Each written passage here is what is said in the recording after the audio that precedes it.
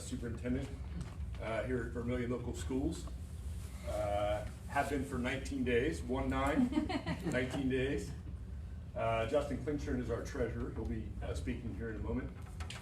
Kind of formulated the agenda for this evening as follows. Just want to tell you a little bit about myself, what brought me here, just as a matter of introduction, because I want to get to know you, those of you who I don't know.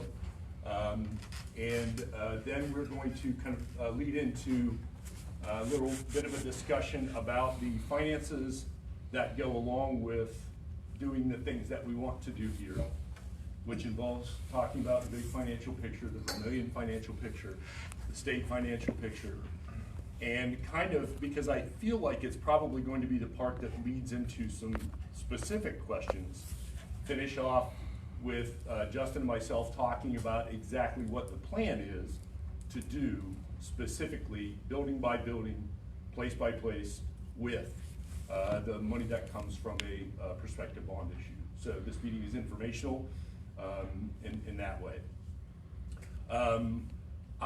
Like I said, I've been here for 19 days. I think the best thing that's happened in those 19 days was about 2 hours ago when I got to announce that we're going to bring back busing for the high school. Take the good with the bad in a job like this, like everybody does. I'm happy that we were able to do that. My wife also works here in the district. She's a mental health therapist. She's been doing that since about 1995. She's going to retire this year, but she came here with me 3 years ago when I came. I've got 3 grown daughters. For those of you that have had daughters, I can identify. I grew up in a house full of boys, had nothing but girls, got all the benefits that come along with that. My oldest daughter lives in Gallion. She's I think 40. She's my stepdaughter. She was 3 when my wife and I met. And she's an administrator at Richland County Dog Shelter. She loves pets. Her husband, Ryan, lives there. He's originally from Mansfield. Ryan is an artist, among other things. He has a few jobs, but she's my oldest. My middle daughter's name is Zoe. She's been here to Vermilion a couple of times, but she's kind of a world traveler, I guess you would say. She's going to grad school in Taiwan right now, by choice. She's got a scholarship to go there. She's worked for a State Department funded think tank focused on Taiwan, and she went to college with the idea in mind that she wanted to study Asia and learn about Asian trade policy. Now, I can't explain that, and I can't explain about anything that she knows or that she does, but that's kind of what she does. Her husband Harry is originally from, William. Wrong one, wrong son-in-law. Big difference. Her husband William lives in Washington, D.C. right now, temporarily until he goes to Taiwan, and he needs to wait because as of today, he'll have 7 days until he can take a citizenship test. So he's going to become a U.S. citizen. 3 years, $4,500 later, if you're interested. It's quite a process. I learned a lot about that, but he is a mechanical engineer, so he works on automobiles and scooters and designs them. He's worked for Porsche, BMW when he was in Hong Kong.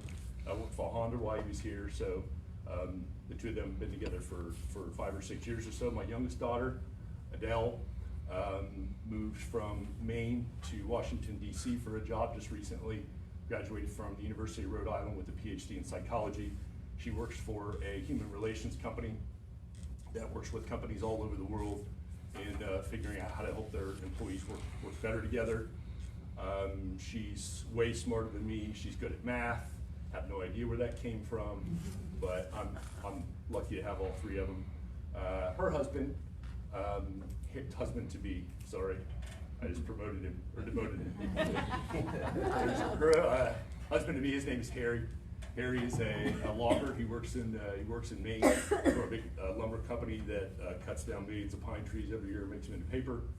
And that was true until just a few weeks ago, when he left for Saudi Arabia. He's a member of the National Guard of Maine, and he's going to Saudi Arabia for a year. So they'll be apart for a little while. But that's just a little bit about myself and my family. All of them have been here in Vermilion. They didn't grow up here, but they love it. Thanksgiving's here, Christmas is here. Every minute that they can get here, they come because they love it, as we have. I was the assistant superintendent for 3 years under Dr. Heil, who was previously the superintendent. Like I said, we came here together. During that period of time, my responsibilities were things like curriculum, looking at, exploring new curriculum, bringing it here along with our teachers, improvement within the instructional core, which is everything having to do with teaching and learning. Worked with teacher teams, worked with administrators to do that. Safety and security. A lot of the things that people recognize about Vermilion that have to do with safety and security came about as a result of Dr. Heil. That is absolutely something, it's his passion. And he and I worked together for 15 years in a place where we brought a lot of things that are now in place here, protocols and such, around safety and security. And we got here, he said, I've got a lot to do. I know you know how to do all this stuff. So he kind of turned that over to me, and we've been doing that part together for that period of time. I've directly supervised principals since the time, and evaluated principals since the time that I've been here. Mr. Perry, who's here tonight, is a high school principal, is one of 4 new administrators that have been hired since the time that we got here. So candidate hiring and selection, especially with administrators, is another thing that I've been involved in. The 2 biggest things that I've been learning about since I got here, aside from relationships, which I'll get to in a second, is learning about the district's finances. With more than 600 school districts in the state of Ohio, I can confidently say, having worked in 4 of them and knowing about a lot of them, that there are absolutely no 2 that are exactly the same. It's just the school funding system in Ohio, for example. One thing is so convoluted and difficult that it kind of guarantees that every district's finances looks different. And I have heard what Justin is about to say tonight 30 plus times, and I can recite a lot of it, but still, I feel like I never lose the feeling of sitting there in your shoes as a parent, as a taxpayer, thinking, wow, it's a challenge for me to understand how much this works. It's my job to understand it now, not as much as his, but it's still my job, and that's one of the things that's happened over the last 3 years. Getting familiar with district facilities has been another thing that's happened during the time that I've been here. I am in all 3 of our buildings every week, in the bus garage, not quite that much, but still down there a good bit, in the field house, at the stadium, there for games. I've gotten to see what all this looks like, the good, the bad, the ugly, inside and out. My first tour of a building when I got here, oddly enough, with the former superintendent, not Dave, but Mr. Pempin, was of the old building on South Street. Still not 100%, no, still not 10% sure why that was the first tour we took, but it was. So I've seen that too. Over that period of time, Justin and I have sat with Dave, building managers, directors of operation, principals, in monthly meetings that are focused on nothing but facilities. What is wrong in the buildings? What needs fixed in the buildings? What kind of work is in progress in the buildings? How much is it costing? You know, we just all kind of talk about something, we all look at Justin and he just goes like that. So that has been ongoing work throughout this 3 years, and looking at that monthly, everything about it, the dollars and cents, how does this fit in with the overall picture of what we want to do renovation wise. Since we've been here, that's been very instructive. As we've begun last January, or actually this January, talking about what was eventually the May bond issue, I've been able to rely on that knowledge that kind of I was lucky enough to build during that period of time. So I've learned a lot about that. In some other ways, all the experiences of my life have led me to this point. My dad was actually a teacher, and then a coach, and then a principal, and then later on a board member for a long period of time. I was never not around schools. I've been in more school buildings. I played sports, I officiated sports. I've been in more school buildings than anybody else I know. So it's kind of handy as a reference point for seeing what facilities look like. But my conversations with people about school levies started before I could drive. I went door to door with my dad talking about school levies and kind of asking people to vote for this or to vote for that in the school district in which we live. I did that. Like, I don't remember a time when I didn't do that. Just always kind of, it was kind of part of the deal. I'll come back to that in just a second. When I was a high school student, my parents had four kids. I'm the oldest of four, and they had push me to go to college the entire time that I was growing up. I was very lucky to have high expectations from my parents about going to college. I was not quite as lucky in the financial department when we kind of had conversations in my senior year of high school about what it takes financially to go to college. Because there was a lot of us, and we were not wealthy. My mom didn't work. My dad had a good job, but my mom didn't work. And so I had to have a conversation about what it was going to be like to pay my own way through college. For that and some other reasons, I joined the Ohio Air National Guard when I was in January of my senior year of high school. My friend Shane and I were supposed to go to the recruiter's office on Tuesday. He went fishing and I went to the recruiter's office. And I went in, he never did. But smart guy, Shane, he's very smart. But that experience, I eventually retired 22 years later, having been all around the world, gotten to do any number of really, really exciting things. And it was a great experience for me, paid for some of my college. It's kind of informed who I am. I kind of got to take free trips to a lot of different places you'll never want to go. That was part of that. So when it came to getting into education, I worked some kind of jobs through college. I believe that I did what one would call dropping out twice in college. Kind of stopped. Dropping out of college is not hard. You just quit going. That's what happened. And I got a job. I worked in factories. I worked in asbestos abatement. I worked in demolition. Did a little work in construction. Kind of got some real life experience and convinced me that I wanted to continue my education. So I taught, coached for a total of 10 years. I was a technology coordinator, kind of the building level equivalent of Sean Berkman. We have a technology coordinator here, a district-wide coordinator who's great. Became an assistant principal and then a principal under Dr. Heil, who was the superintendent at the time I was there. At the district we were at for 15 years together, we got a lot of history there. We accomplished a lot of things. One of the things I want to talk about, just briefly because it's relevant to our discussion, briefly I promise, is the way that our facilities transformed in that district over that period of time. So my wife and I actually grew up on the same road, about 4 miles from each other, and never knew each other until we met, like after high school when I was in college. And one of the reasons was, right up the road from me was a line, an invisible line between my school district and hers. Licking Valley School District, Lakewood School District. And she went to Lakewood schools, I went to Licking Valley schools. So, you know, kind of, those two districts were identical. If you know the finances and facilities of districts around here, think Vermilion, Port Clinton. Very similar, very similar.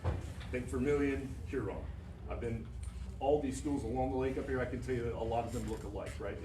They feel alike. That's how similar our school districts were. One of those districts, my district, luckily, kind of fought over a period of time, taking bond issues to voters, trying to get levies approved for operations, for renovations, for expansions of buildings, and things like that. Her district, on the other hand, it really wasn't a focus for them. When she went to work there in the year 2000, she taught in a building that was 108 years old, and looked it, and felt it, and smell it, okay? This is a district with the same finances as the district that I worked in, lived in, and paid taxes in. So I got to be a teacher in an old building.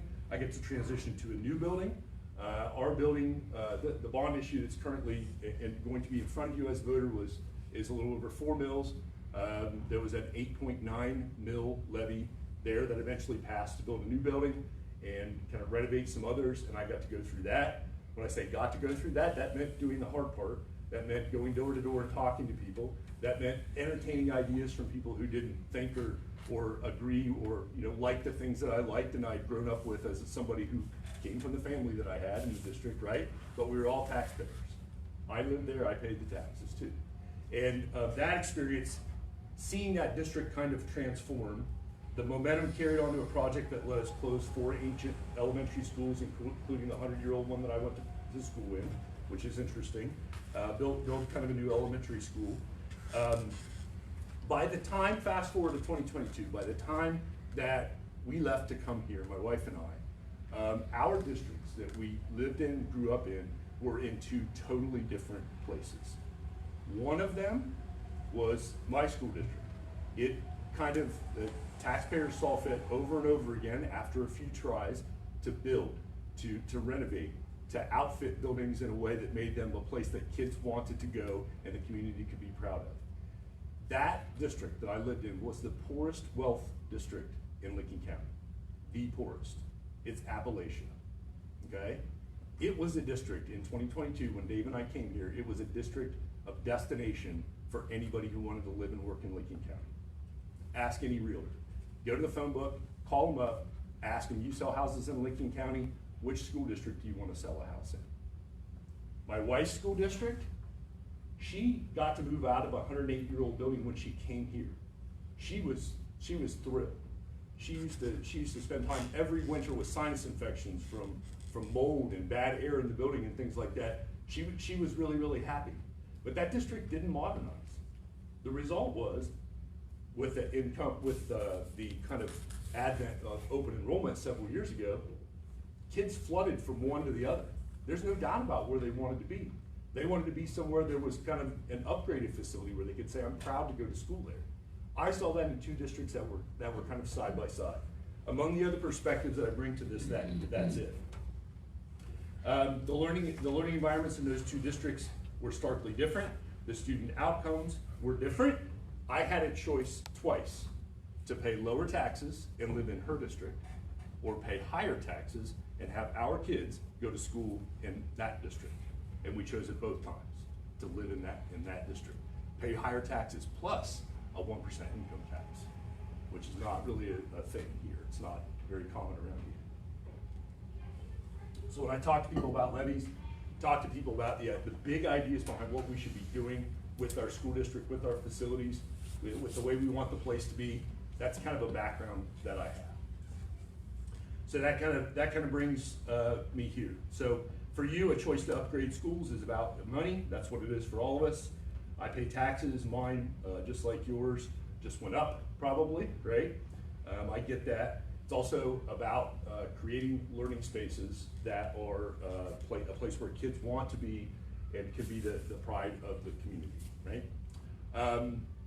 As I kind of transition here to Justin talking about this, I do want you to think through the way that you have to think about this. So the way that I feel like we have to think about going about improving facilities the way that we do, because it does look different in every school district. So he's going to talk about the financial aspects of that, and then, as I said, we're going to come back and talk a little bit about some of the minutia about the renovations and about what the money actually goes for and how that looks.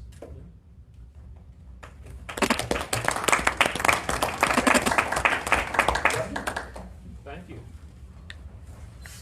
I don't think what I have to say is nearly as interesting as that. You're right. You know? But it's necessary. All right. All right. Well, thank you everybody for coming. I really appreciate you being here. And again, I hope we have a conversation. If you guys have any questions throughout this presentation, feel free to ask them. It's just easier that way while we're on the topic to do it, to just discuss it. So without further ado, first off, why are we asking for a bond? And again, I apologize, I'm going to read some of this stuff almost verbatim. I presented this so that we could always have this stuff playing so people could read it along. So bear with me as I read through this. I'll add some more context, obviously, to it. But again, I wanted the majority of it on the screen so everybody could see it. Vermilion's always used a general fund to pay for capital repairs and upgrades. The costs of these projects at this point in time are just too great to continue following this model of funding. Our general fund is used and designed for operations. It's used for small repairs. It's used for maintenance. This fund is what we use to share our 5-year forecast with. So when you're looking and I'm doing a presentation on the 5-year forecast, that is the general fund that it's showing. The general fund, and this is again definitions from Ohio Auditor's Office, general fund is the operating fund of the school district, and it is used to account for and report all financial resources except those required to be accounted for in other funds, such as construction. The Auditor of State's Office describes what those things are. They say capital projects funds, like a bond, are used to account for and report financial resources that are restricted, financial resources that are committed, or assigned to expenditure for capital outlay. And that includes acquisitions or construction of capital facilities and other capital assets. What this means is that there's two separate funding sources, is what this is trying to separate. You have your operating funding source, and then you have another funding source for your capital repairs and outlay. Vermilion does not have any source of capital project funds. We only have our operating fund, our general fund, to cover that. Yes? So I guess my first question is, why is that? It's because we've only ever passed operating money. We've never passed a permanent improvement levy. We've never passed a bond levy. So we don't have additional funding for repairs and upgrades for these facilities. Okay, so I guess that's what my question really points to then, is why don't you have a capital budget then for those purposes? Why was one never established for that purpose? It's because the funding of it is just too great. So we could pull a little bit from our operating fund. We could pull, well, we already do. We pull $1 million every year just to pay for the cops. Yes, Reed? Back in the 1990s, we attempted to pass a permanent improvement levy, and that failed. So, haven't tried since. Yeah, so what we're saying is that there's operating funds to go for the daily operations. Yeah, no, I understand that. I work for the state, so I already understand Yeah. that concept. My question was why other state agencies have the ability to put monies into a capital fund for the purpose of improvements. Mhm. And so that's why I'm asking the question. So Yeah, thank and, you. yeah, okay. Anything else while we're on the same topic? Yes. So back in the 90s, when the previous, the levy was set, it was one time, or how many times was it attempted? For a permanent improvement levy, we only tried it once.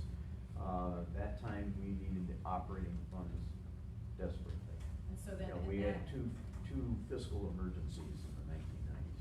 and in that case, how were those funds acquired because of the levy having failed at that time?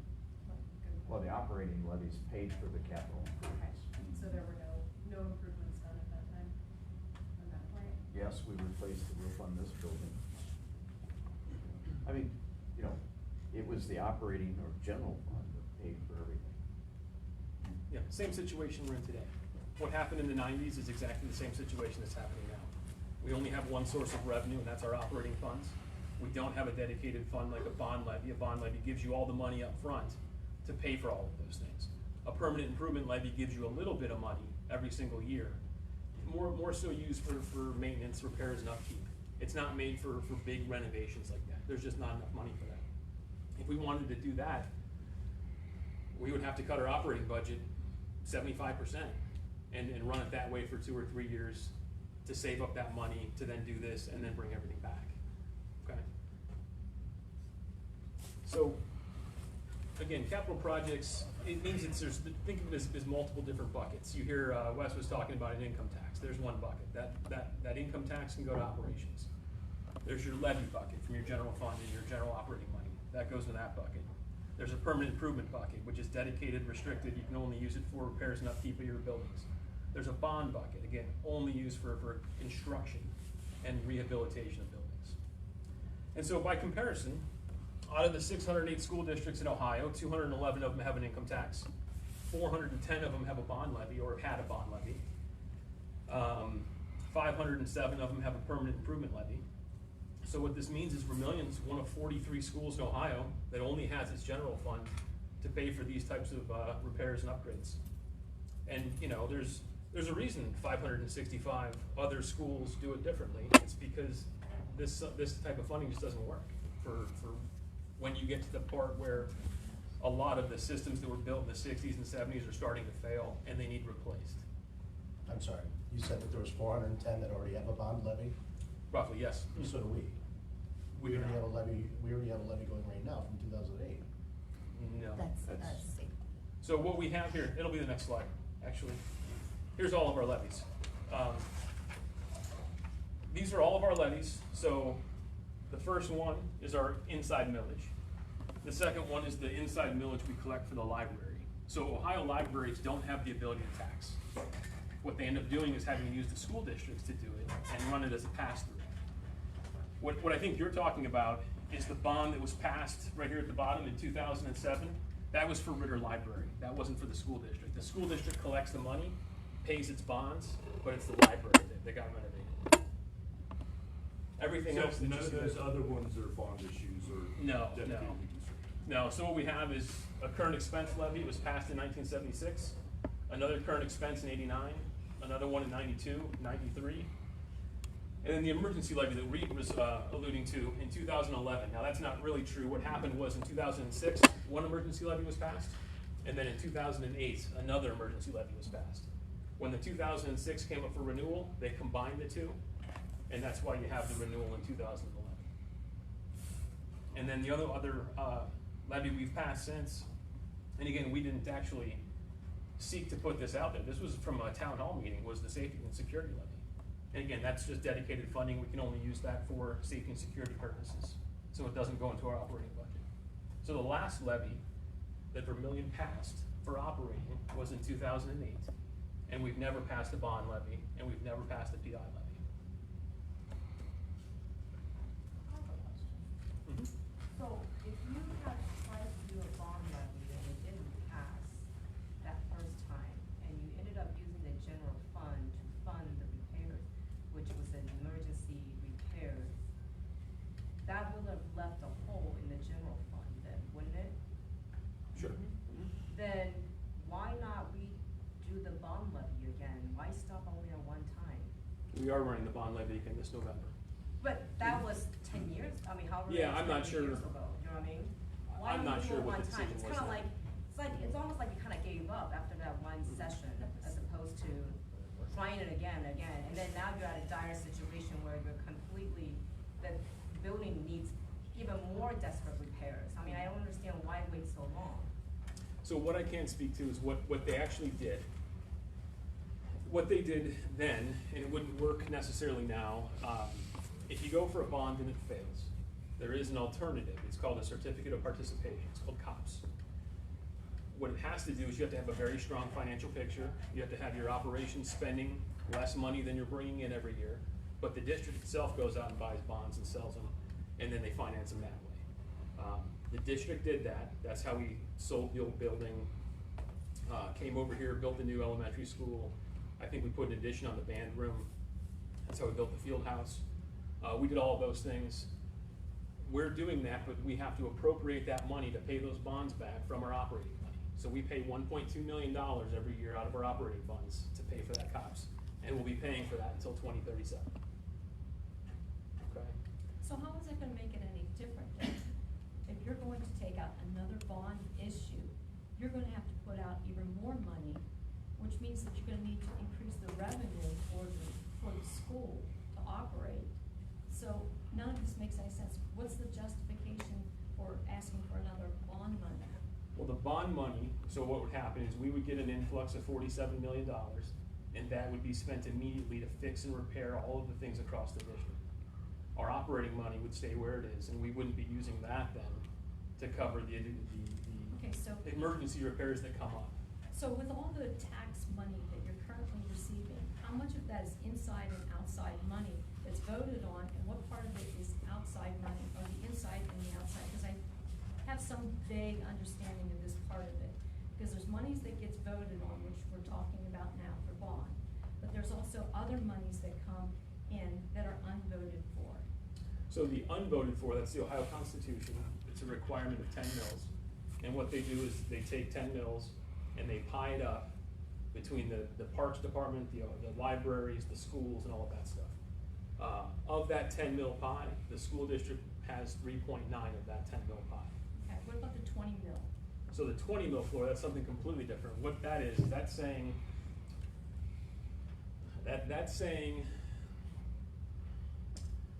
that was all introduced by House Bill 920. House Bill 920 basically says that at the time, school districts that have a difficult time passing levies, they needed a threshold. And so what they decided on is 20 mils, and 20 mils is the absolute minimum that they decided a school could be funded at. So that's what the 20 mil floor is. So every single school district in Ohio is funded at a minimum of 20 mils. Correct. Once you hit the floor, this is getting technical now, but once you hit the 20 mil floor, as your property taxes, or I should say, as your property values go up in price, not House Bill 920 used to eliminate that. So if you had 30 mils and your home value went up, they would reduce the millage, they'd bring it down to 25 mils, and you wouldn't, your taxes wouldn't change. Eventually, when you get to 20 mils, that's the absolute minimum that the state of Ohio has said you need to have a school in operational forms. That's where Vermilion is. And that's why you saw the tax increase that you saw on your tax bills. What happened was we were at the 20 mil floor, the valuations went through the roof. It brought us down to 16.9 mils, and the state then says you can't be at 16.9 mils. They then tell the county auditor to increase that, so it goes to 20 mils. Right. And so the what- unbilled that you're talking about is that increase of 3.1 mils. So the emergency funds, though, that also is another part that's not counted in that 20 mil. Not right now.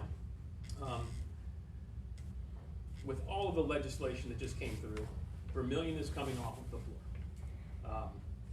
And that was part of the 5-year forecast presentation that I gave a couple weeks ago.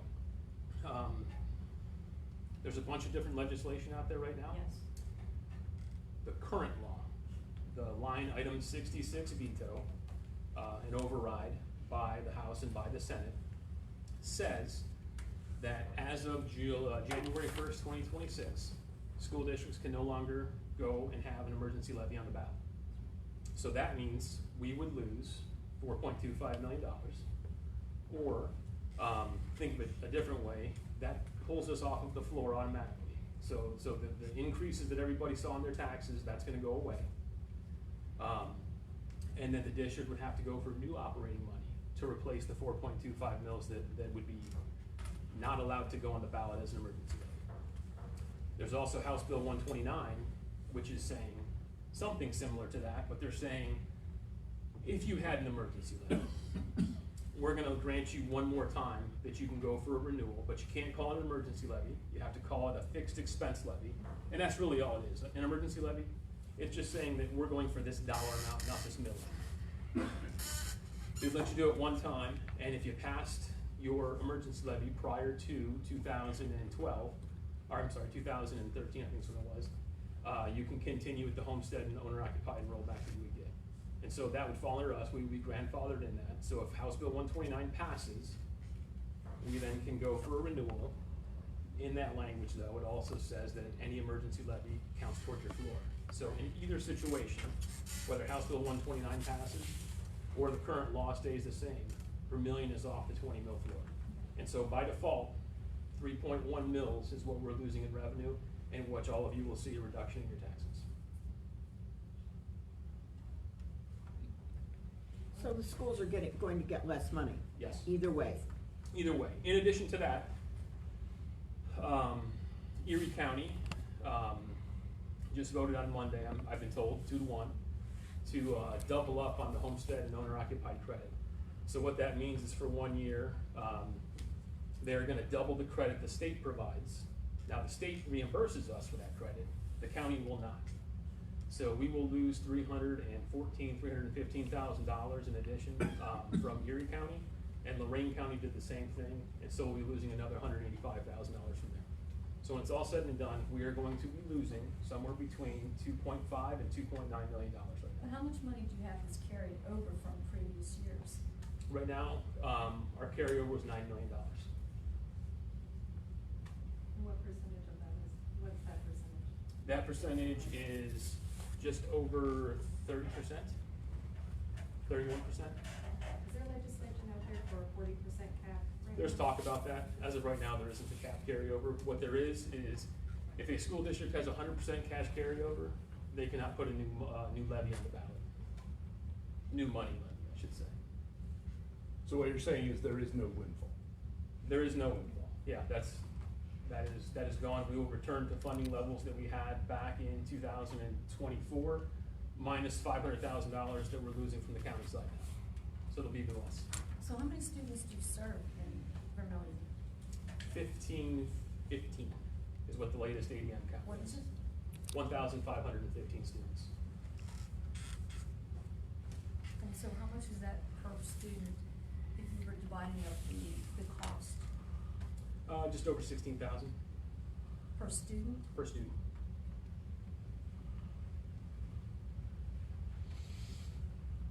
And so that's everything, including the mental health component as well? Correct. Do you happen to know what the average Ohio school per student? 16,600 is the average cost to educate a child in state of Ohio. On the state side of things, the state looks at us as wealthy because we have high property values and low students. So the state chips in $3,000 a student for us. And so again, if the cost is 16,000 and we receive 3,000 from the state, that's the pressure put on the local side.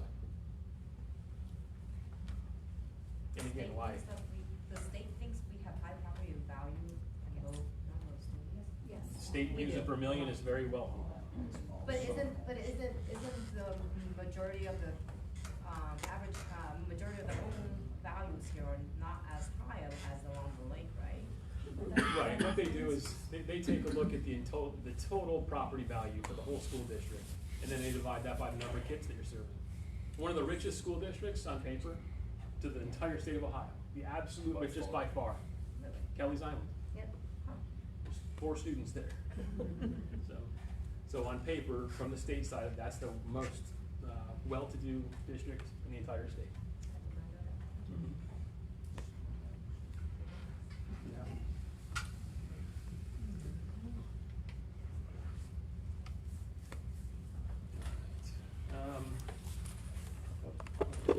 Let's talk about lottery here. I've heard some of this stuff before. What about all the lottery and the casino money? You know, what happened to that stuff? I'd love to know too. Just to give you a breakdown of how this actually works and how the lottery does fund school funding. So the lottery profits have always been a relatively small percentage of the total general fund, it's the GRF, from the state of Ohio, for the primary and secondary education, and that was all started in 1987. Lottery profits are deposited directly into the Lottery Profits Education Fund. The LPEF reached a peak of 16.9% of that. So think of the whole pie, the whole state budget. Lottery funds at one point in time were almost 17% of that. In 2006, that lottery profit fell to 7.6% of it, and recently it's been hovering right around 11.5%. So of all the money the state takes in and dedicates for the GRF fund, 11.5% of it is from the lottery. The Ohio Constitution has permanently earmarked lottery profits for education, and that started in 1987. And generally, lottery profits are combined with the GRF to support primary and secondary education in Ohio. And then if you want to know what the whole GRF pie chart looks like, that's going to be all your sales tax. That's going to be all of your personal income tax. That's going to be all the lottery money. So all the stuff that gets grouped into the state of Ohio, and then they take that money and divide it up and give it out and allocate it to the public education side. Okay? What happened to the state budget for Ohio schools after the lottery money started flowing in? Yeah. They earmarked, so let's say the lottery brought in $1 billion. The state took that $1 billion, and then they took another $1 billion out of it and allocated that money elsewhere. So the lottery didn't bolster public funding by whatever their profits were. The state simply just offset that and reallocated the money that they were bringing in.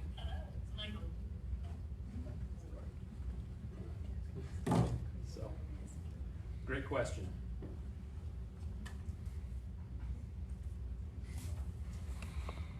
We've heard this one too. Again, it explains, you know, you want to have a good explanation for all this stuff, but what happened to all the money that schools received from COVID? You know, during COVID, schools received the American Rescue Plan money. We received ESSER dollars. We received ESSER $2, and we received the ARP ESSER dollars. The first round of funding was $259,000, followed by $1 million, followed by $2.4 million. What did we do with those?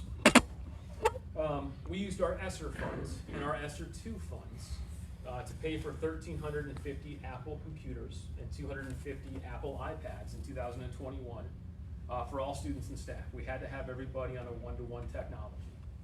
We were already pretty close to a one-to-one technology, but we had to do that for the younger grades. That lease per year was, well, it wasn't per year, but it was a combination of that over 3 years, but the entire lease was $1.3 million. If you take a look, that's slightly more than what our ESSER and our ESSER 2 funds were. The district pitched in its general fund to cover that difference. So the first 2 rounds of funding, we bought laptops to make sure that everybody had one-to-one technology. The bigger one, the $2.4 million from the ARP ESSER, what did we do with that? And that one had a couple different strings attached to it. In 2022, the district established an 070 capital projects fund. So again, dedicated, it's restricted, you can only spend it for buildings. What we did is we transferred $2 million from our general fund to that capital projects fund. And we obtained that from the reimbursement of that ARP ESSER. What we did is we said we kept the continuity of operations going.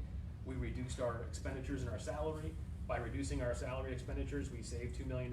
We took that $2 million, we transferred it to the capital projects fund, and we put a new roof on the middle school. And then we put a new HVAC system on the middle school. And then, believe it or not, we had to put a new, completely new hot water tank here at the high school. And the hot water tank here at the high school isn't the one you guys have at home. It was just under $50,000. ARP, like I said before, it had a couple strings attached to it. So what we had to do is you can only use 80% of that for those things. The other 20%, you had to use it for remediation, summer school, closing the gap, essentially. So what did we do with that 20%? Well, we hired 4 reading specialists, I'm sorry. We hired 3 of them at the middle school, 3 at the elementary school, and 1 at the middle school. And again, we did that to bolster our reading program. So given the opportunity, you took how much for capital improvement? $2 million. $2 million and invested it in the facility. Correct. And then the other $427,000 that we couldn't do, we invested in reading specialists. Yes. Which is necessary because of COVID, they weren't in the classrooms and a lot of these kids were struggling, right? Correct. A lot of kids were falling behind. Okay, so what happened to the teachers you hired? Are they now gone? Or did you pull them back in? So we ended up just doing the reallocation through attrition. Those reading specialists, we found the value in them, so we kept them, and as people retired, we didn't replace those positions. Okay. We kept staffing levels the same, but they're broken out differently now. The second part of my question then is, you told me before you didn't have a capital project fund. You do here. We created one. We don't have a funding source for it. We created a capital projects fund that we just transferred from our general fund. So it's the operating money that we've always had. We just put it in there so we couldn't, we restricted it ourselves, basically, is what we did. Okay, so that's really what I was getting at. So that should always be ongoing. A capital budget should always be an ongoing process because you need that money to make your improvements on an annual basis. So I don't understand why you don't have a dedicated capital. I know you said the funding, I get that, but I don't understand. If you know that you've got expenses, and you always will have building expenses, you will always have building expenses. Especially when we're in the 90s, and we're like 35 years later, longevity. Like, nobody thought to just shave a little instead of presenting this huge. Sure, so I think to answer your question, we always have money built into operational budgets to cover these things. I'm required, it's a set-aside requirement. I'm required, and I'm audited on every year to set so much money aside per child for the upkeep of buildings. We do all that stuff. We're at the point, though, we're not talking about just the upkeep of buildings. We're talking about things have reached the end of their useful life and they now need replaced. And that amount of money isn't gonna come from an operating budget. We have to cut too much. But I guess that is the point, though. Okay. Is that what lesson have you learned through all of this? I think it's important to note that just because you don't have, or didn't have until this transfer, a separate pot of money that was dedicated solely to that, that doesn't mean that money didn't get spent out of the general fund. No, I'm not. On making disputing that, building and but rent. it It did. Every organization knows that they're going to have expenses that relate to capital projects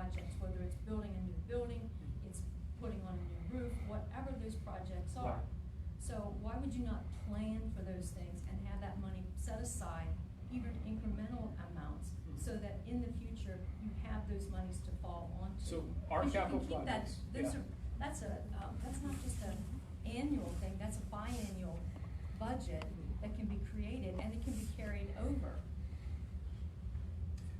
So we established that first capital projects fund, that was the $2 million. When you established it, it has to be passed by board resolution, it has to list the specific purposes and all that other Right. stuff. Once you set that money aside for it, and you've completed the project, Right. it gets abolished. Right, I understand all that. So But we it's a 10-year plan, you can put it out there for 10 years. 10 years is exactly how long you I have know. money in that plan for. So the district has established a second 070 capital projects fund.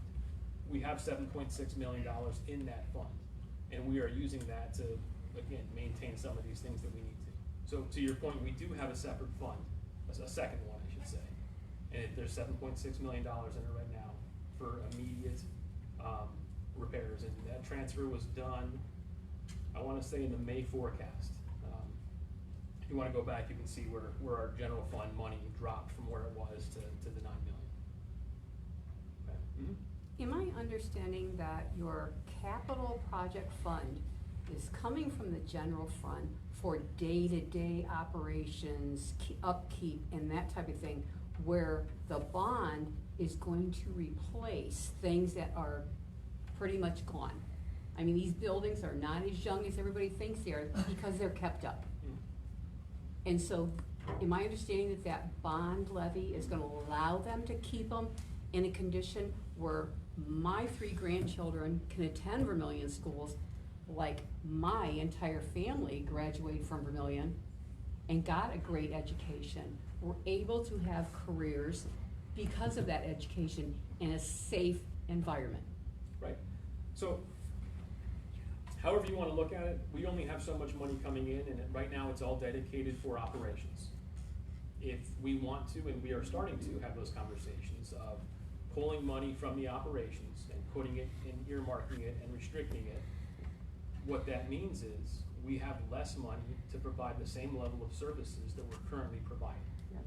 But that's the decision that we'll have to look at down the road, depending on how the funding is. But I guess, I'm also questioning too, and I understand and appreciate what you're saying about the quality of education, et cetera, but as a taxpayer, I know that if I'm struggling to pay my taxes, I can only imagine that other people in the community are as well. So is it more important to raise the taxes because you want to have a bond, or to have people have their homes and maintain those homes and be able to keep their homes?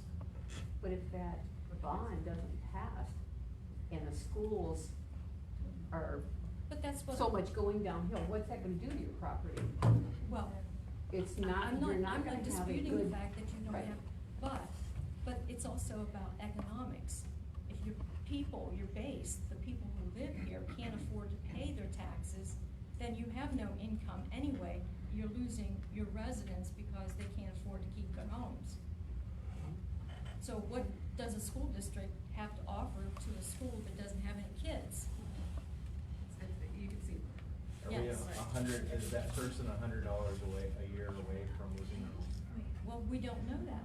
With all the costs in Vermilion in particular, we're not just talking about taxes, we're talking about all the structural issues that go on in the city as well. We're separate conversation. burdened with all of these expenses. People are not gonna be able to afford to live here. But we don't want the schools to go under because of other things going on in the city of Vermilion, because that's just gonna add. We're a hole already in a into the hole. hole. People Justin, will what leave. is the Yeah, tax- people will leave, we just Income don't have tax them. in Erie County compared to the other counties around us. I believe I'm not sure. Income tax from Erie County compared to like Huron County or Lorraine County, I believe it's a little bit less, but I'm not sure. Well, it's less than they haven't collected it for the last 2 years. Yeah. Yeah, they reduced. Do you have a slide coming up that's gonna tell us exactly how much you need and what you're gonna use this for? Cause I think when you say $7.9 million is in the capital fund, we say, oh, well, that's a lot of money, you should be able to do a lot with that. So show us what you need. You would hope, Show us Yeah. what you need so we can see how big of a gap we've got. All right, so So why are we asking for a bond again? We've kind of covered some of this stuff, but what a bond will cover is the urgent need of repair, modernization, issues like leaking roofs, inefficient heating and cooling systems, just outdated classrooms that no longer meet educational standards. High school was built in 1968, middle school is 49 years old, bus garage is 77 years old, from what I can find. I know it seems like the elementary school is brand new, but that's already 10 years old as well. So, to your point, what exactly does a bond cover, right? So what it would do is it would replace all of the HVAC systems and associated electrical. So it would upgrade all of the electrical that we have here at the high school. The high school electrical was done in 1968. It needs a replacement. The need and the power pull from 1968 is not the same that it is today. It would replace the roof. It would replace our auditorium sound system. So currently our auditorium sound system is so outdated, when things break, they don't even make the parts anymore to fix it. So we're trying again to piecemeal this stuff together. It would be a complete replacement of finishes and casework. What that means is all brand new ceilings, all new cabling throughout, all new carpeting, all new desks, all new chairs, all new bookshelves, all new paint, everything through here, all new lighting. It would be abatement of remaining hazardous materials. So we do have, and again, it's encapsulated, but anything that's hazardous here, like for example, we might have some countertops that have asbestos built in there. Again, it's not gonna do anything unless the countertop's broken in half and the little particles are floating around. It would be removing all. We'll come back to those. the roof, which is the other place. We will. But it'll eliminate any hazardous material, any type of piping that's wrapped in materials like that. It'll get rid of all of that stuff.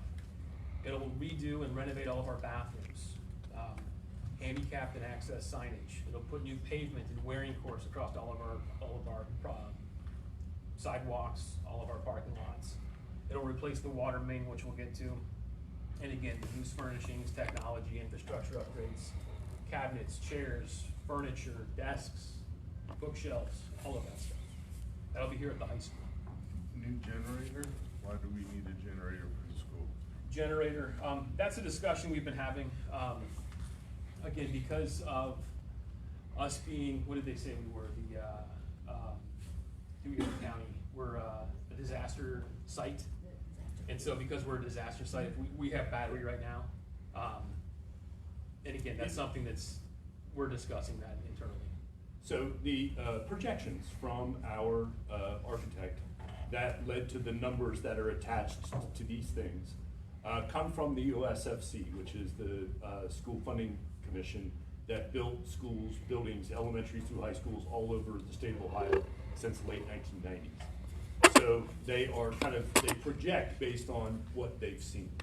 OSFC, if you're gonna build a building this size, or put more than 80% of the cost of the building into renovating, 75% of the cost of the building into renovating, you're gonna have a generator if you get state money. So that kind of goes in there. That doesn't mean that has to happen.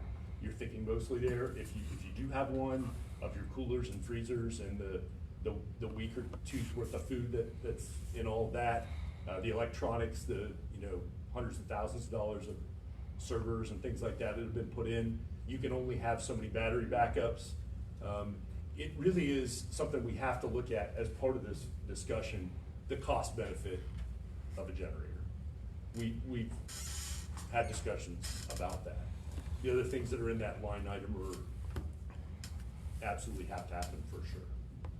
Will this include like low energy lighting?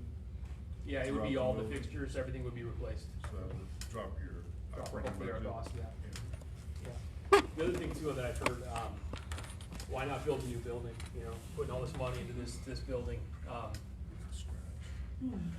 We're gonna get, again, a little technical, but technically, the way it works, because we're not funded by Ohio Facility School Council, the district only has the ability to borrow 9% of its assessed value. When we first went, our assessed value was $595,000, 9% of that. And you gotta remember too, we gotta take away the bonds that the library has. That put our limit at $47 million.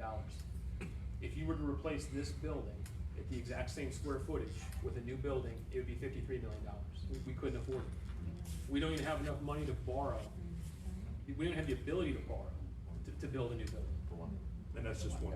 Yeah, and that wouldn't be fixing anything else that's going on. Under the middle school, basically the exact same things that were done here would be done in the middle school, with the exception of a few things. It would be a new elevator over there. And then if you've ever walked in there and you see the cafeteria and the library and that big wall of windows that they have, it's called a curtain wall.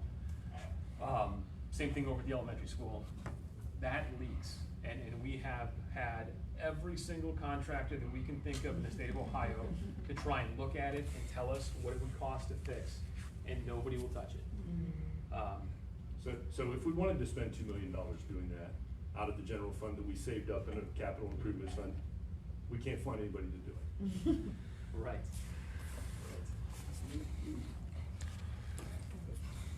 And then again, the elementary school is fairly new. Not too many things, but just some of the temperature controls that we have. We do have a couple of issues here and there with one of the HVAC systems speaking to the control system, and so we would just replace the system so it would actually work the way it's intended. Replacing the curtain wall, again, all new furniture, fixtures, loose furnishings, things like that. Lastly, just a couple pictures just to show. I think pictures sometimes are a little better than me standing up here talking all the time. When we talk about some of the things like replacing the tennis courts, it's this. Our tennis court, the base that we have on there is failing. We need to dig up the entire base. We need to relay the whole tennis court, put the ballast in and everything else. The pricing that we're getting for that is $1.1 million to fix our tennis courts, to redo our tennis courts, I should say. And this is the reason. I think, come fall or come springtime, these are gonna be unplayable. We've done our best to patch, to fill in cold patch, to try and make it level, to do everything we can. This is still settling and moving, and every time we go out there, we have new cracks, or the ones that we had just filled in and made perfectly level are no longer level. I don't want a kid to fall in there. Water mains. So this was a small one on there too, but what happens, and again, they're hard to tell in these pictures. You can see the hairline crack right there. You can see the pack that we put on it. Every single time, once a year, it seems like, the city changes the pressure in the water. Water goes rushing through there. We develop a leak, whether it's here at the high school or up in the field at the middle school. These lines are at least 60 years old. They're just rusting. They lost their integrity. We just need to dig all these up and replace our water lines. This is the roof. And again, it's hard to get a good picture on a failing roof, but all the little white spots that you see, it's not chalk, it's not like gravel up there. What it is that is the rubber membrane of the roof, and it's wearing so thin that you're actually seeing through the rubber membrane. That is the roof failing, all those white spots that you're seeing. Estimates are between $4 and $7 million to replace that, and the reason it is so expensive, there's 3 layers on there right now.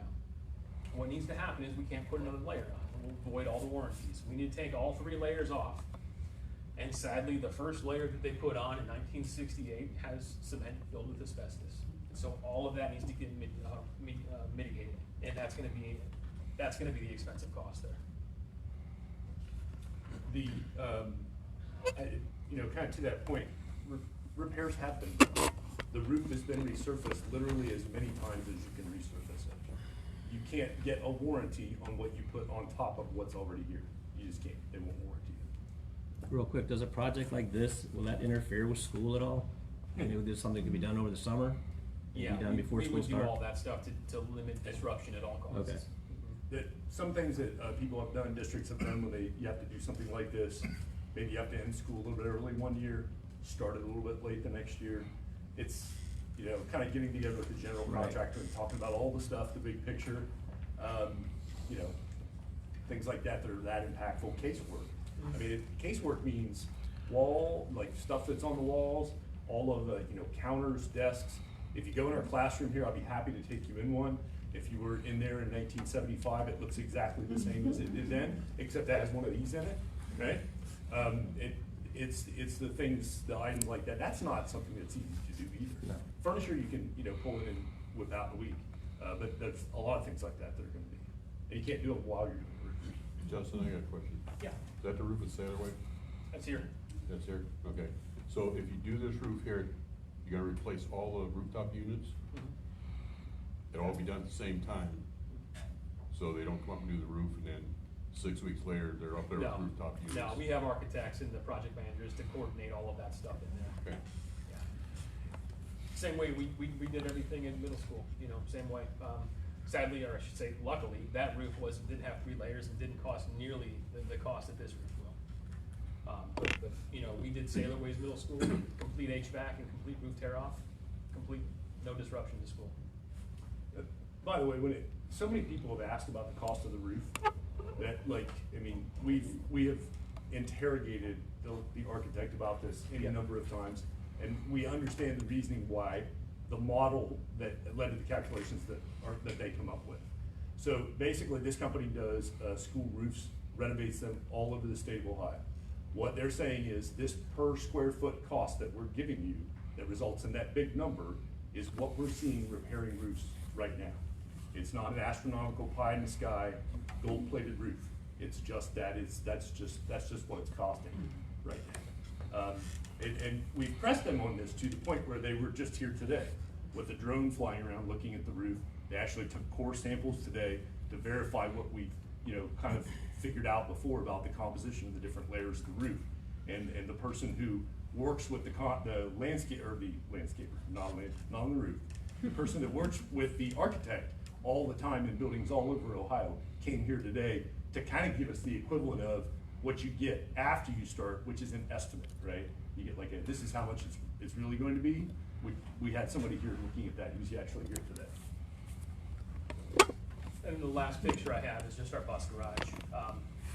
In there, it was talking about basically demolishing this entire bus garage, building in a new bus garage, putting in concrete, redoing all the fencing around there. Right now, our buses are just on cinders, and the bus garage itself is 77 years old. And then what's been done over the years is it almost seems like it's just been piecemeal. We need this piece now. Now we need this piece, and it's just a stew of a bunch of things that worked at the time, but they're just not working anymore. And so the cost to do this, $1.5 million for tearing this down and putting up a new bus garage, $900,000 in pavement, $90,000 in fencing. All in all, you're right around $2.5 million. Just these 4 pictures alone, and this is kind of to your point, ma'am, with our operating. Tennis courts, water mains, roof, bus garage. Those 4 pictures are anywhere between $8.7 million and $10.8 million. And so just those 4 little repairs, they're not little, I mean, they're major repairs, but so much of everything else is still lacking. And that is all the money the district would even have at this point in time. And it took decades to save that much up. So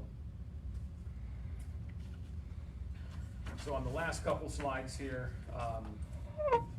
what can a bond be used for and for how long? A bond is a ballot measure. It's to fund building and renovations of existing school buildings.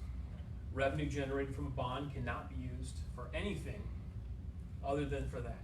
We cannot use it for salaries. We cannot use it for benefits. We cannot use it for a purchase service. It has to be exactly for what it was intended, what was written in the ballot language, going directly toward that. We are highly audited on that. If a penny of that were to go to something else, you would read about it in the paper, and Vermilion would be sounding the alarms, the auditor state would be going crazy over that. Total cost to repair and modernize the district is $47 million. A 4.08 mil bond levy for 30 years we placed on the November 4th ballot. And then lastly, just what exactly does that cost? When we start talking about mills and assessed value and everything else, what does that even mean? Well, what that means is for a $100,000 home value, it would cost $12 a month. I went through and ran it all the way through, $100,000 to $700,000. Far right column there is per month. The average home in Vermilion is right around $250,000 on average. Then it would cost an average homeowner $30 a month. Okay. That did go up a little bit then from May, right? It did slightly go up, and it went up because bond rates went up. Sure. Yes. I just want to say, I was in the Huron School District for the past 10 years, and I have seen what the Band-Aiding can do. And if the community does not get behind it, if you can take any trip, go into any of the Huron buildings, because they are not backing each other up. And so every 4 years, whoever comes in, I went through 6 superintendents in 10 years. I went through 3 treasurers. Nobody backs them up. And so then these buildings they're mold everywhere. Children are getting sick all the time. And we can't do that here. We have to back each other up.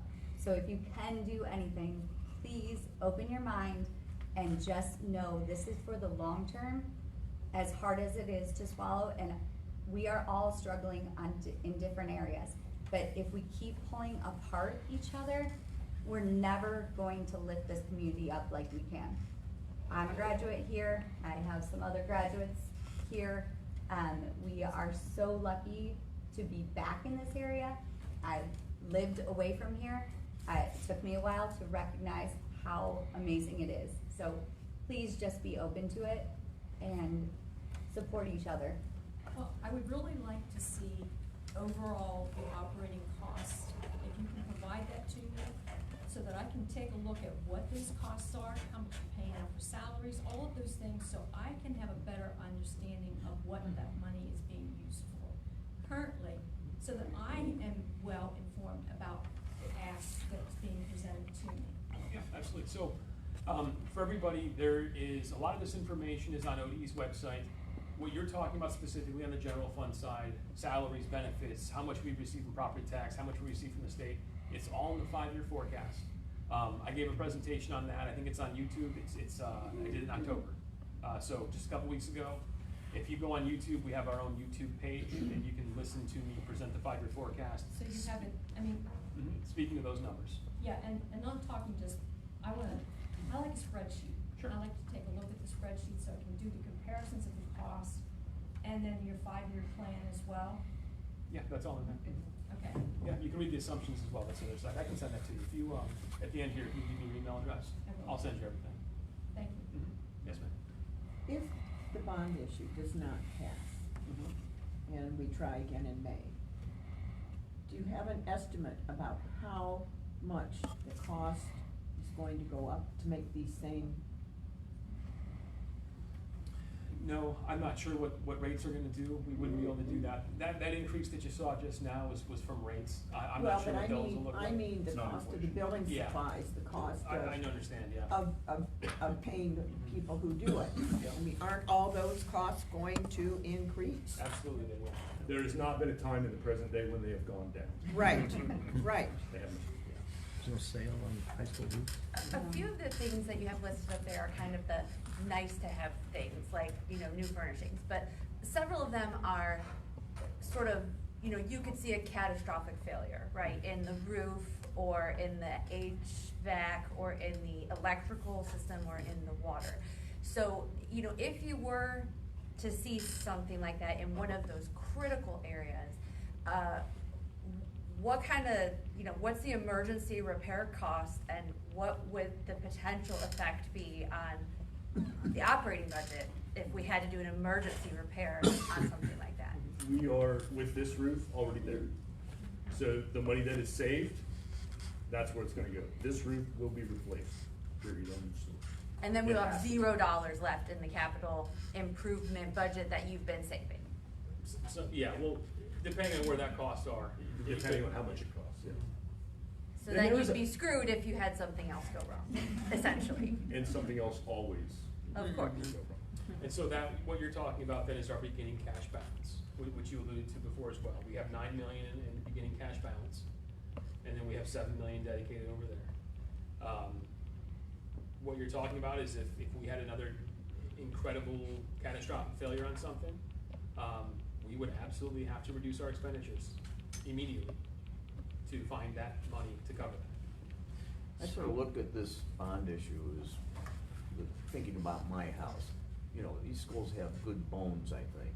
You walk in this building and it looks newer than the 60-some years old that it is.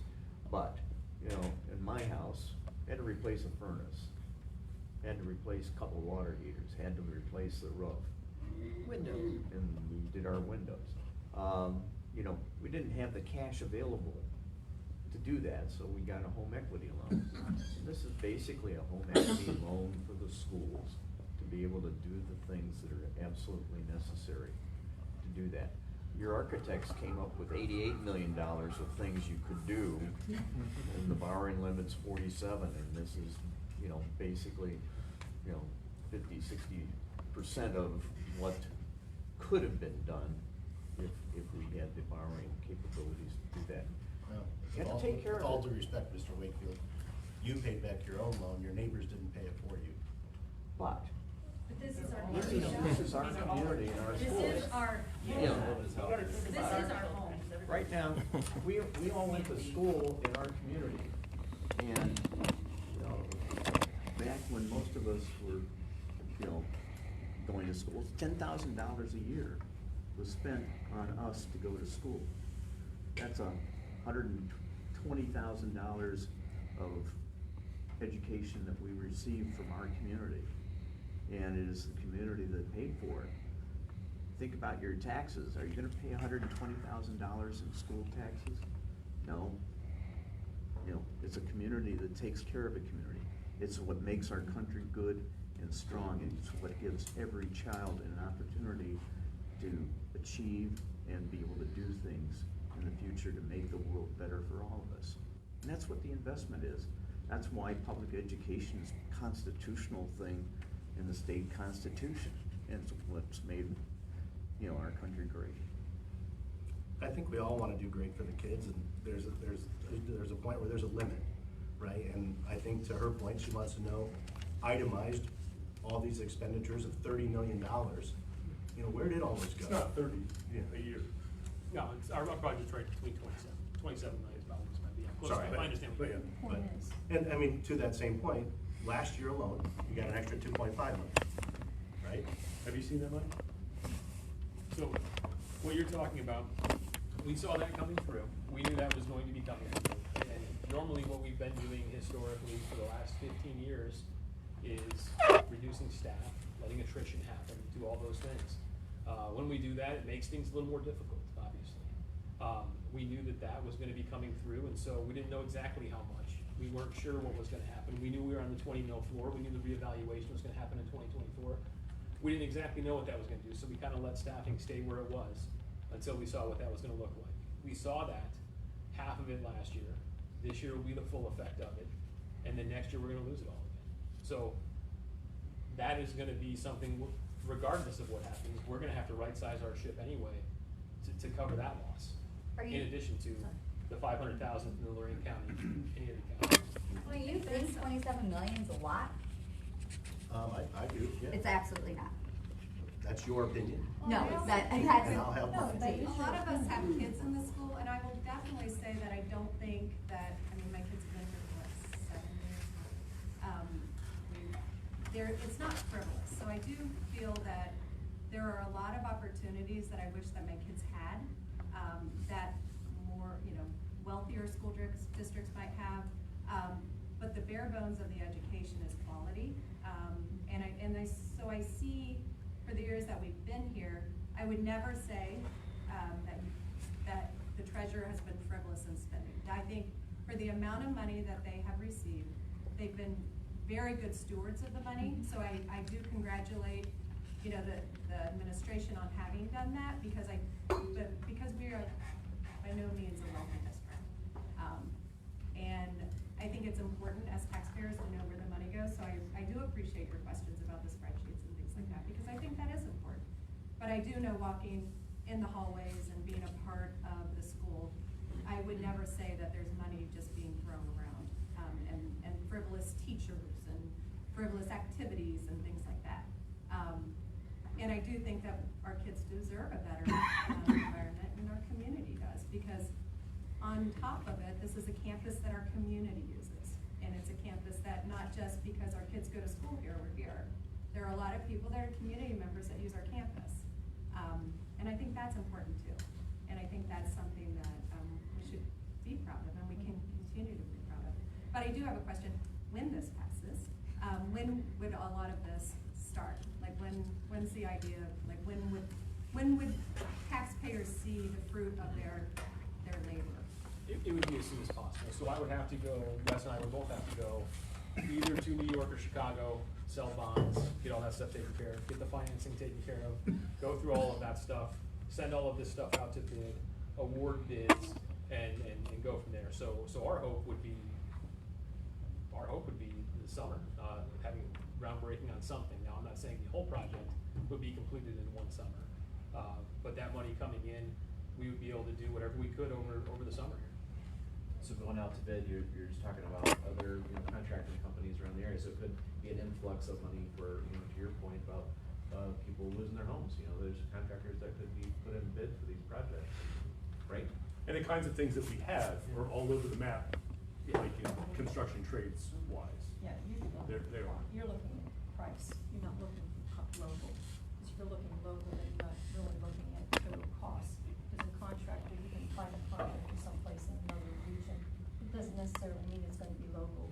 You have to go It's not, through certain it's not ones. necessarily going to be an influx of income into the community. It'll be out to bid, necessarily. so That's it'll be an an option. opportunity, right? It's option. Yeah. But the other part too is, have we looked into, grants and things of that nature that are available out there from different organizations that will help with some of the costs related to these expenses that you're referring to?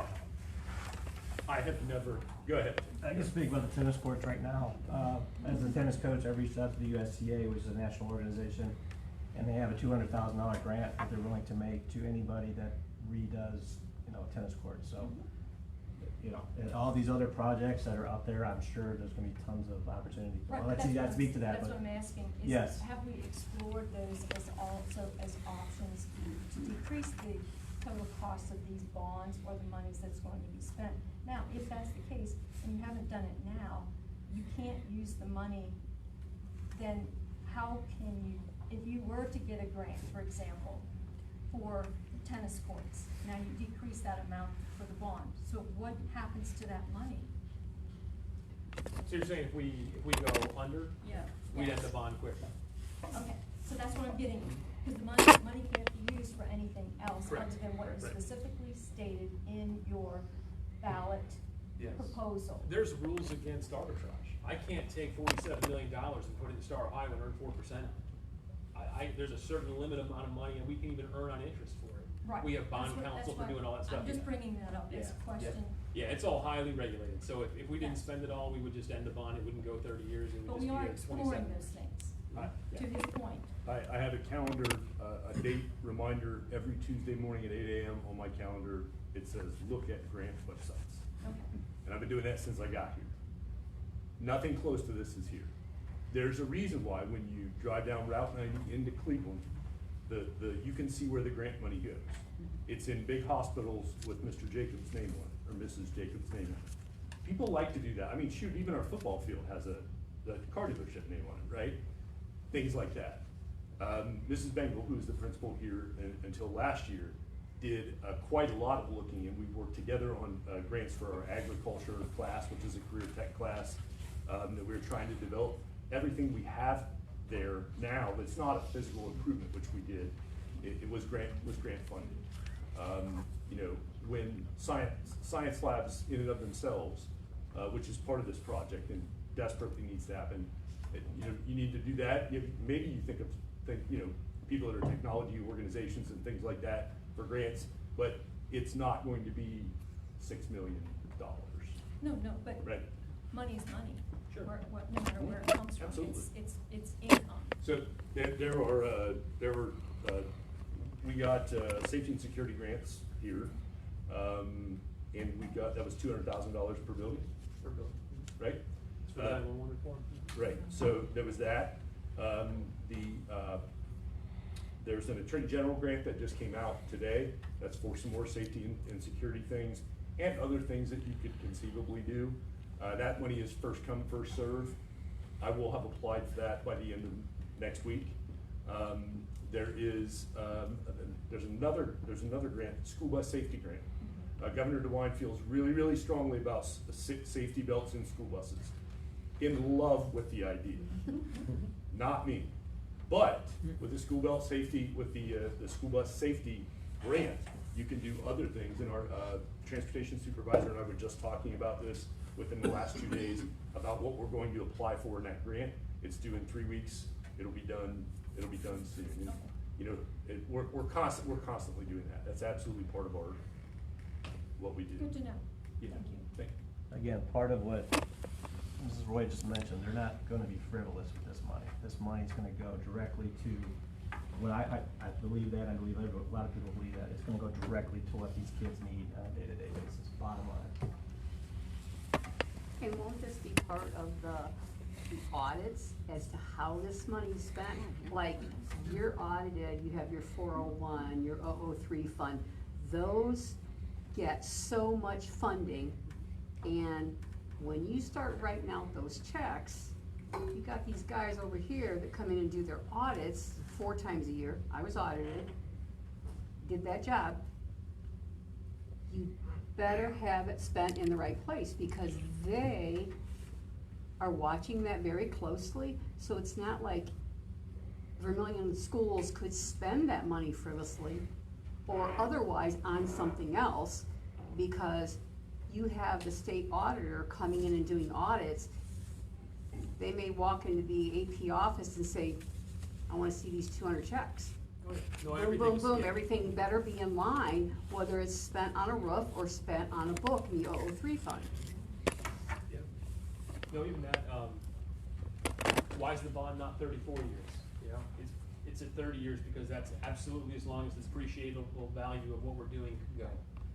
Bond counsel sets those things up. This is all through attorneys and through bond counsel and through municipal advisors and everything else. Everything's regulated, and it's very highly regulated. So I guess then, I'm glad you brought that up, because then what is ultimately the total cost of the bond with the interest that we'll pay over the 30-year time period? 47 million, that's all built in. It's all built in, so Yes. the 47 is the absolute total. Okay. And if the voters say no again, what will you do then? Right. Yeah. So you just try again until that gets done.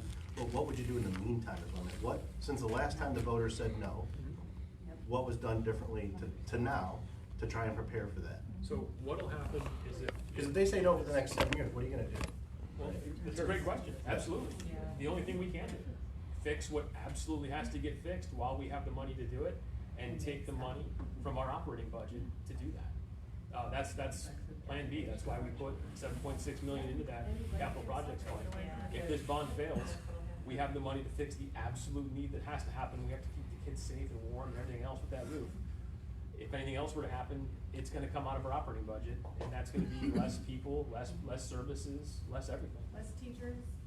So here's a question, if it got turned down again, would you go back after another 43 million? Or maybe at some point, do you go to the community and go, listen, I get it, you guys don't wanna give us this much money. Sure. Maybe you go after less, Yeah. Listen, I saw a lot of things on there that I would love to have done, but that wouldn't be the things that I would think would be necessities. Okay. Right, so at the end of the Yeah. day, maybe you meet them in the middle if everyone's saying no. A lot of you people don't like what I'm saying up here, I'm asking real questions, right? I might not agree with you or disagree with you, but at the end of the day, all I'm trying to do is get a better grasp of where the money's already going, what this money's going to go to, and then the impact that it has on everyone. I learned something today, I learned that, the taxes that were your increase today, they're going to go away. That they're not going to get that money, I didn't know that. Of course, I'll verify and see where that's gonna happen, but that's new to me. I'm not opposed to what you're saying. I think it's great. I think all this feedback is great. We're all talking, right? We're all coming together as a community, and we're asking questions. We're learning. Everybody's learning something new, everybody's passionate about this, because we have kids in the school district. We grew up here. We're also graduated here. passionate about our money. Yeah. I mean, We wanna keep our money I had too, a child go to school here, I'm all about it, but, at the end of the day, I think we always wanna be fiscally responsible all across the board. One of the things you said that kinda caught my eye, and I had a question, is you mentioned how when they came out with lottery, the state funding then took that money and moved that away. So I would just wanna make sure that $2 million that you're putting away every year, or that 070 account, are you still gonna keep doing that? Because what I don't wanna see is that we stop doing that, and then down the road, we're in that same issue where we gotta go after another bond. I'd like to get out of this, Cycle. this cycle, so that, you know, if we give you this one, you say, hey, we learned, we're gonna start putting $2 million away every year, and we'll never have to come back and ask you for money again. That's what I think we would all love to hear. I'd love to be able to say that. Yeah. Well, let's make it happen.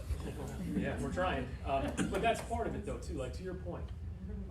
Look up how many school districts go out for new money and look how many have done it since 2008. You know, we haven't asked for new money since 2008. So the money that we passed in 2008, that same dollar amount up until we just got the reevaluation, that was the same revenue we collected from 2008, 2009, all the way to 2024.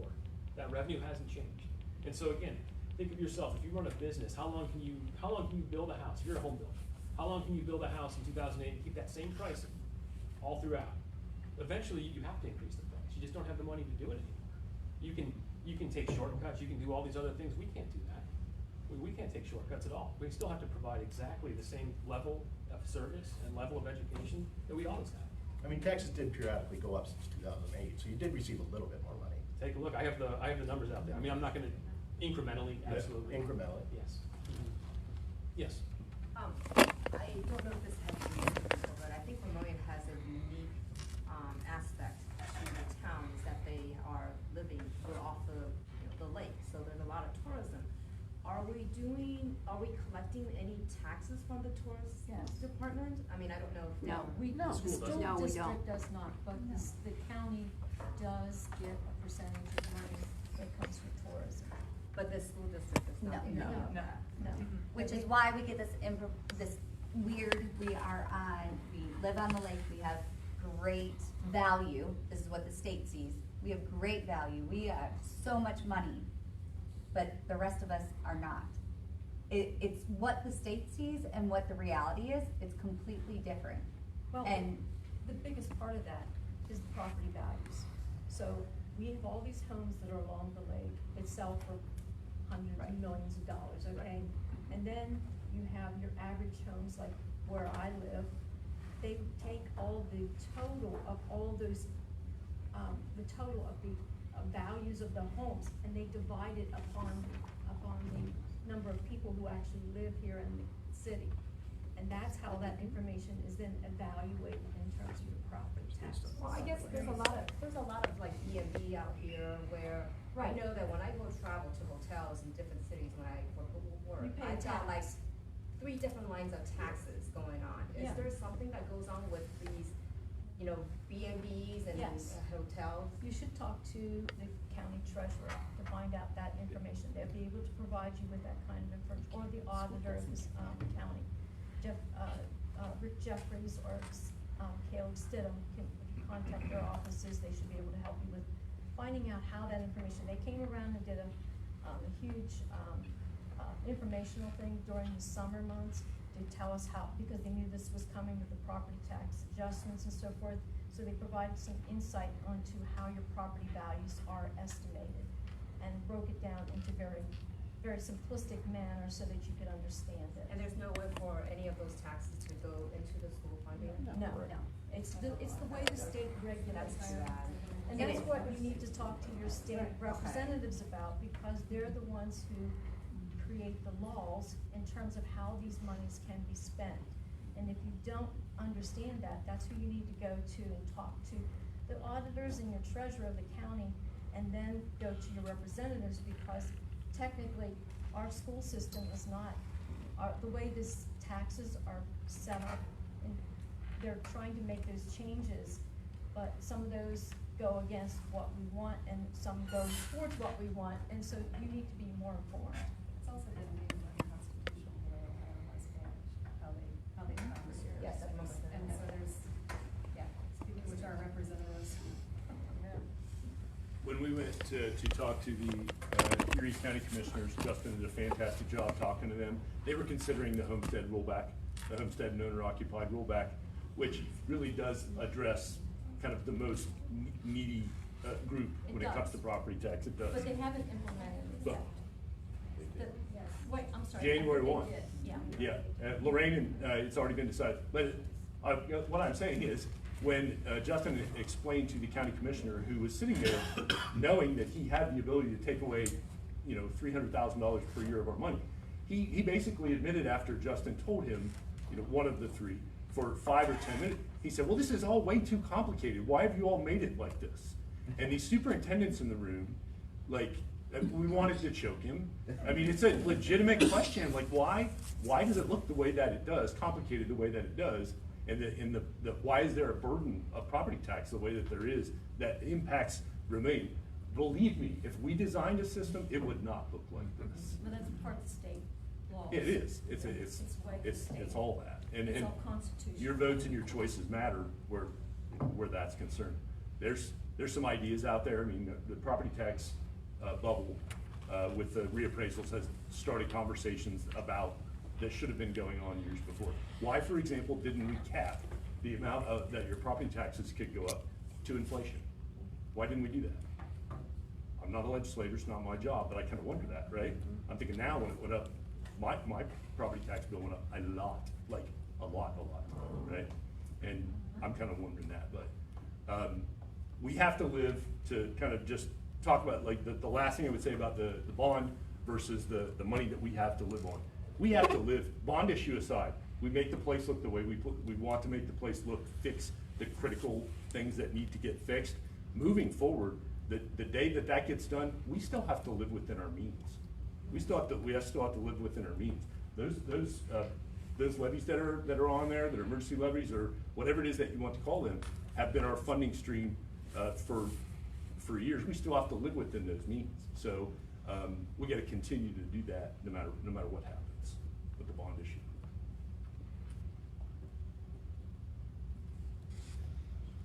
This has been fantastic questions. Yeah. Great questions. Thank you for all the information. Yeah. Thank you. Thanks for coming. Thank you. And so, where can we get these slides? Could you send them to us? Can you post them on Sure. the website? I can, We'll put them on the website, that's easy. Yeah. Yeah. Or on, can we put them on like the Vermilion website? Can you put that information on there, or are you able to?